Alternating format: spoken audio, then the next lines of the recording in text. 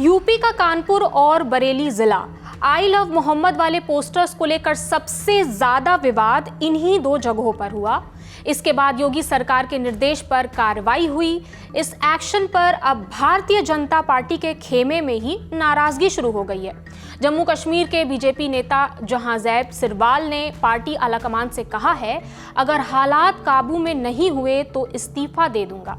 जहांजैब ने कहा, यूपी सरकार और पुलिस मुसलमानों के खिलाफ बदले की राजनीति कर रही है। उन्होंने पीएम नरेंद्र मोदी के सबका साथ, सबका विकास, सबका विश्वास वाले मंत्र का हवाला देते हुए कहा, पीएम का विजन समावेशी है, लेकिन यूपी सरकार का रुख बिल्कुल उल्टा है। एक शांतिपूर्ण धार्मिक इजहार को यूपी पुलिस ने अपराध बना दिया। गिरफ्तारियां हो रही हैं, मुकदमे दर्ज हो रहे हैं और नेताओं की बयानबाजी आग में घी डालने का काम कर रही है। ये सब संविधान के आर्टिकल 25 में दी गई धार्मिक स्वतंत्रता के हक के खिलाफ है। कोई नेता किसी समुदाय के हक और इबादत पर डर का साया नहीं डाल सकता। इसके साथ ही जहांजैब ने पार्टी आलाकमान से मांग की कि एफआईआर वापस हो, बंद किए गए लोगों को छोड़ा जाए और निष्पक्ष जांच हो जिसमें किसी एक समुदाय को टारगेट ना किया जाए।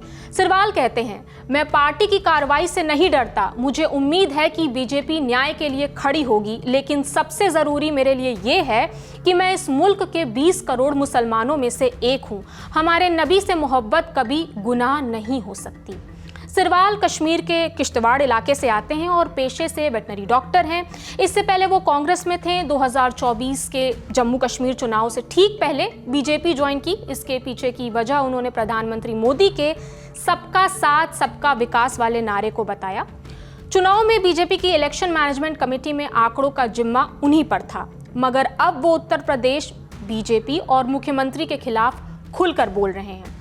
अब हम उस विवाद पर भी नजर डाल लेते हैं जिसकी बात हो रही है।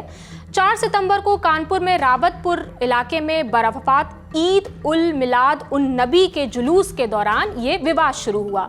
यहाँ पर मुस्लिम समुदाय के लोगों ने जुलूस के दौरान एक बैनर लगाया था जिस पर लिखा था, आई लव मोहम्मद। हिंदू संगठनों ने इसका पुरजोर विरोध किया और कहा कि बरवफात के जुलूस में ये नई परंपरा शुरू की जा रही है। पुलिस ने मामले में तुरंत एक्शन लिया और कहा कि सरकारी नियमों के मुताबिक धार्मिक जुलूस में किसी भी तरह के नए रीति रिवाज को शामिल नहीं किया जा सकता।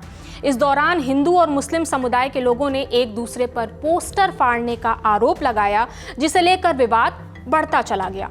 पुलिस ने इस मामले में 24 लोगों के खिलाफ एफआईआर दर्ज की। इसके बाद नेताओं के बयानों का सिलसिला शुरू हुआ और देखते ही देखते दूसरे शहरों तक ये विवाद फैलता गया और तस्वीर भी इसकी सामने आई थी। हाल ही में इसे लेकर 26 सितंबर को बरेली में हालात बिगड़े। जुमे की नमाज के बाद आई लव मोहम्मद के प्ले कार्ड लेकर आला हजरात दरगाह और इत्तेहाद मिल्लत काउंसिल प्रमुख मौलाना तौकीर रजा खान की अपील पर बड़ी संख्या में लोग सड़कों पर उतरे। प्रशासन का कहना है कि इसकी अनुमति नहीं दी गई थी। भीड़ शहर के खलील तिराहे से इस्लामिया इंटर कॉलेज मैदान की ओर बढ़ी तो पुलिस ने रोकने की कोशिश की। इस दरमियान पथराव, झड़प और लाठीचार्ज की घटनाएं हुई। पुलिस ने मामले में एक्शन लेते हुए अब तक 81 लोगों को गिरफ्तार किया है। वहीं मौलाना तौकीर रजा की रिहाई को लेकर मुस्लिम धर्म गुरुओं ने अपील की है। बाकी इस मामले में जो भी अपडेट्स आएंगे दी लल्लन टॉप आप तक पहुंचाता रहेगा। ये जानकारी लेकर आई थी हमारी साथी नेहा। मेरा नाम प्रगति है। देखते रहिए दी लल्लन टॉप। शुक्रिया।